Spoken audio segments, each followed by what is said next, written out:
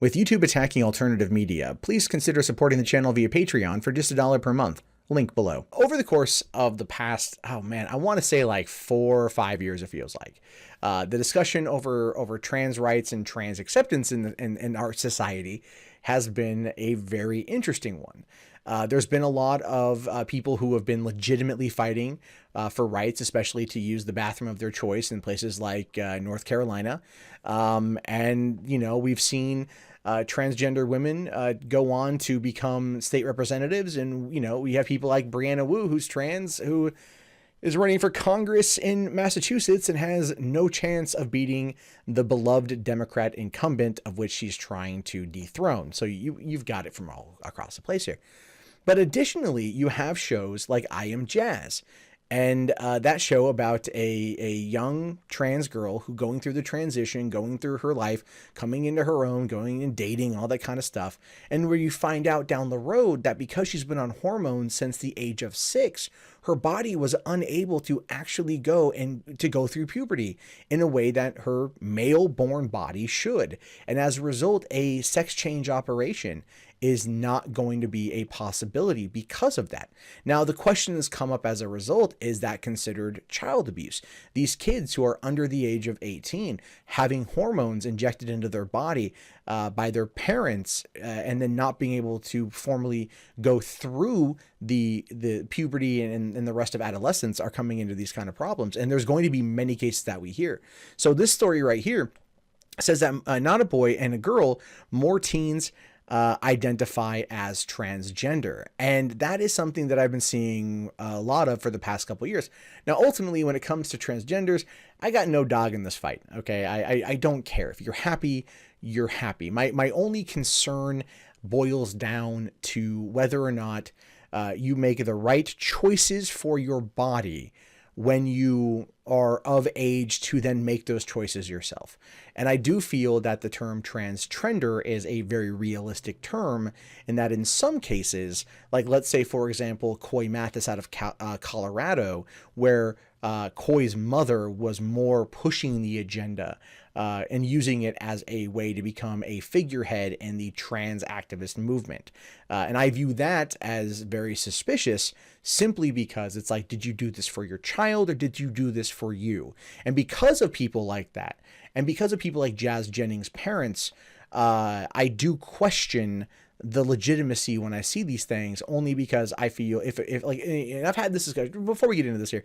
I have a 2-month-old daughter, and my girlfriend and I were talking about it. And if our daughter decides that she's trans and she's a trans man or whatever, we are fine with that. That is her choice.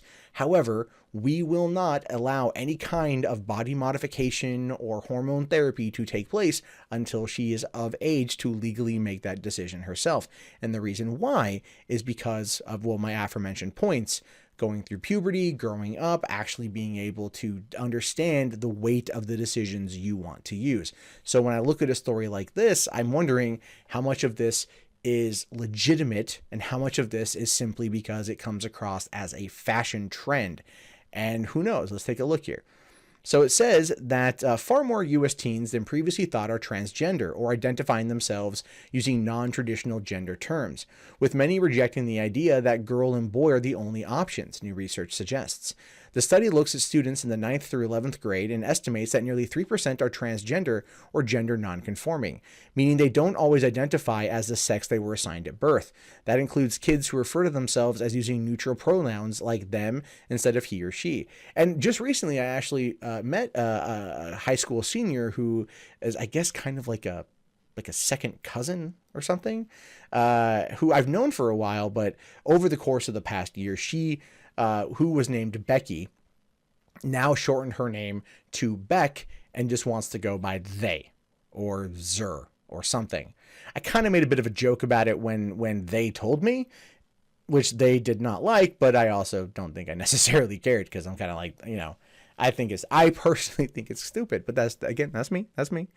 because it comes across as more of a fashion trend. Like I'm trying to be edgy. When I was in high school, that's when like the bisexual craze was a big thing, and that like the one bi kid in school was super popular because he was bi, and that's the whole thing is like you look at it and you go, how much of this is legit? How much of this is you just trying to tack on to a trend? And it's hard. It's very difficult, to be fair, because you don't know. And we don't know looking outward what this person is feeling. And I'm not wanting to judge, even though I probably do subconsciously and through some of the jokes I make. And that is something that I do need to approach from a more neutral, objective, and understanding perspective. That being said, I get more mad at the parents than I do at the kids, to be honest with you. Parents who don't want to tell their children wait or no or don't. And I think they allow this kind of mentality to permeate because the kids are going through their own identity crisis and the parents just kind of let them be because they don't want to be called any names or something. Now, it says here that diverse gender identities are more prevalent than people would expect, says lead author Nic Rider, University of Minnesota postdoctoral fellow who studies transgender health. The study is an analysis of 2016 statewide survey of almost 81,000 Minnesota teens. So this isn't like a small sample size of like 2,000 or 3,000 people. 81,000 is a fair amount, right? Not completely indicative of the millions upon millions upon millions of teenagers in the country, but it is not as small of a sample size as we've seen in some of these studies before. The nearly 2,200 identified as transgender or gender nonconforming. The study found that these kids reported worse mental and physical health than other kids, echoing results seen in previous research. Bullying and discrimination are among possible reasons for the differences. Okay, let's think about that for a second. So what you've got is, and this is coming from my perspective, again, I've mentioned this before, when I was in elementary school, there were two groups out to kick my ass every single day. The KMFA, which stood for Kick Matt's Fat Ass, and the Poke Patrol. And these guys were out every day to beat my ass down and shit. Mostly because I have a mouth on me and it got me in trouble. And they're also, pieces of shit for picking on a fat kid with glasses. But the point is, there was a lot of that. And I can understand like low self-esteem and trying to find acceptance. And then you come across this movement of people online, especially through Tumblr, where they're always questioning their gender identity. They're questioning, heteronormality or whatever the hell it is. And there are all these things like, they come across as part of the internet where everything has a label and everything has a definition, and it's always kind of this war, and they find themselves kind of embracing it. And that's one of the things that leads to this mindset. It almost comes across like a bit of a cult to an extent, if left absolutely unchecked. And I feel that given the fact that nowadays kids have access to far more information than they did when I was in school, that they can kind of get involved in certain things, and their parents don't really know what to ask because their parents aren't seeing it themselves. One of the reasons why that with my daughter, I do plan to be as active as I possibly can, not restricting her the flow of information, but always questioning that information and being there if she has any questions herself, hopefully to help guide her down her own path, but to have full understanding of what it is that she is seeking information on. Now, it says here that Rider said it's a study based on statewide population of teens in 9th and 11th grade, and that the results can be used to estimate the number of trans and gender nonconforming teens in those grades across the country, which may or may not be the case. Although the study only included teens in 2 grades, the rates are higher than a UCLA study released last year, estimating that 0.7% of teens aged 13 to 17 are transgender, or about 150,000 kids. The study used government data on adults to estimate the numbers for children, and it said that 0.6% of U.S. adults identify as transgender, or about 1.4 million. Not that many, but then again, what this is particularly stating is not that these kids are identifying just as transgender, it's transgender or non-conforming.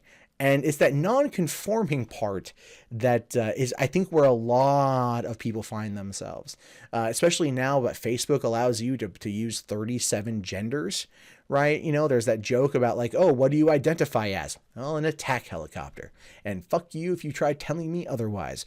Don't helicopter shame me. I am who I am. Now give me that can of motor oil. I'm thirsty. Because we read posts about this on Tumblr, right? You read posts about the girl who's like, in my past life, I was a tortoise. I am tortoise skin. This is who I want to be. I put a shell on and I lay on my back and I roll around real slow and I eat lettuce and I eat peanut butter butter from the jar, and that makes me feel like a tortoise. And she writes about this on a blog, and people, I mean, whether it's real or a story, we have no idea, but people treat it as being real and also mock it as such. So it becomes this thing where you have to ask yourself, how many of these kids are just being exposed to some of the dumbest crap imaginable on the internet? And they're treating this as their objective truth because nobody is there to tell them that this is just a stupid freaking thing. That's it. I don't know. I'm sure this video will be very much skewered to crap by people out there. And I'm not trying to say don't be trans or whatever, or don't have a non-gender whatever. But at the same time, a lot of people out there are going to question it because it comes across as kind of ridiculous in some cases. So it says here that, but differences in estimates may also reflect differences in how gender identity questions are phrased. The Federal Centers for Disease Control and Prevention has not asked about transgender status on its youth surveys, noting it is difficult to find the right question to yield a credible answer. Well, that's true, because if also you ask the wrong question, you might just be heralded as transphobic, because it happens too. Remember, it's all the cis heteropatriarchy, right? All that out there. The survey writer analyzed asked about sex the teens were assigned at birth and if they considered themselves transgender, genderqueer, gender fluid, or unsure about their gender identity. Kids were not asked if they'd undergone surgery or any other medical treatment to transition to the opposite sex. Dr. Daniel Schumer, a specialist in transgender medicine at the University of Michigan, wrote in an accompanying opinion article in Pediatrics that said that the study supports other research suggesting that earlier counts of the trans population have been underestimated by orders of magnitude. He said that the higher number should serve as a lesson to schools and physicians to abandon limited views on gender. But depending on who you talk to, there's only two genders. I mean, and I think looking at just general biology, there's probably only the two, But then again, people will argue, well, there's a difference between sex and there's a difference between gender. But they never really explain why, right? Like, oh, your biological sex might be male, but you identify as that attack helicopter. Or your biological sex is female and you identify as that tortoise, the tortoise, or hell, who knows? I'm sure there's a curious Doctor Who fan out there that identifies as the TARDIS.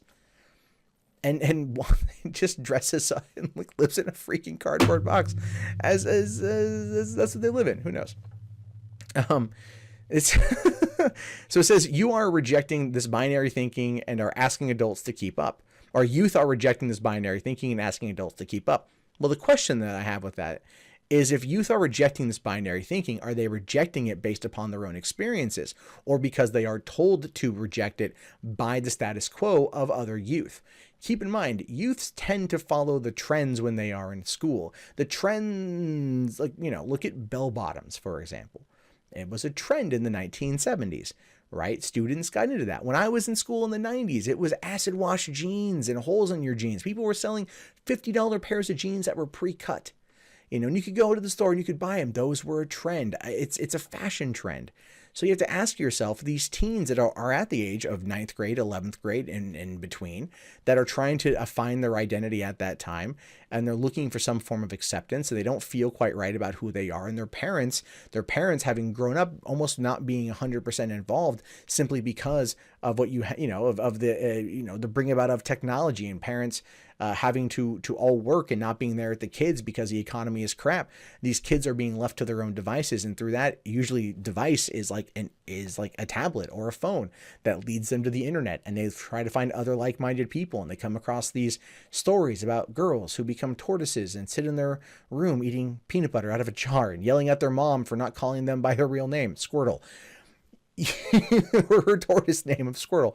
So you've got all these things that come into question here. And I really wonder, actually, if you really want to get a solid idea about youths rejecting this, your best bet would be to conduct a follow-up survey with those teens' parents to see how involved they are, how informed they are, and whether or not this might be something that stems from a lack of parental oversight and parental tutelage than anything else, because that could be a factor as well. However, I will fully note that it is taboo to even remotely suggest that that could be a thing. And I'm not saying that it's real. I'm not saying that this is where we are, but it's offering a question, an alternative hypothesis to the study proposed. It says that Rider said to improve health disparities affecting transgender teens, doctors should help them feel more comfortable about seeking healthcare by asking how they identify and if they experience bullying, discrimination, or other victimization. That's important, Rider said, because this conveys competence, inclusivity, and caring. So, but again, I have to just kind of, because of what they say here, and again, this could just be the subjective viewpoint of the author of the article. But when they say, when you're asking these kids, have you experienced bullying, discrimination, and other victimization? Is this the reason why you become trans or you become gender nonconforming? Because that's a question you have to ask. But they don't, I don't know if they're asking that question. I think they're saying like, the kids are saying like they're being bullied, discriminated against, or other forms of victimization because of their gender nonconforming or they're being trans. But one has to ask the question too of if the bullying, the discrimination, and the other victimization is the cause of. Right? That is the root problem. Not necessarily a symptom of their depression, but the cause of their transition. Again, simply a question that I'd like to see an answer to, and one that I don't have the ability to provide myself, but it's something that I would think of.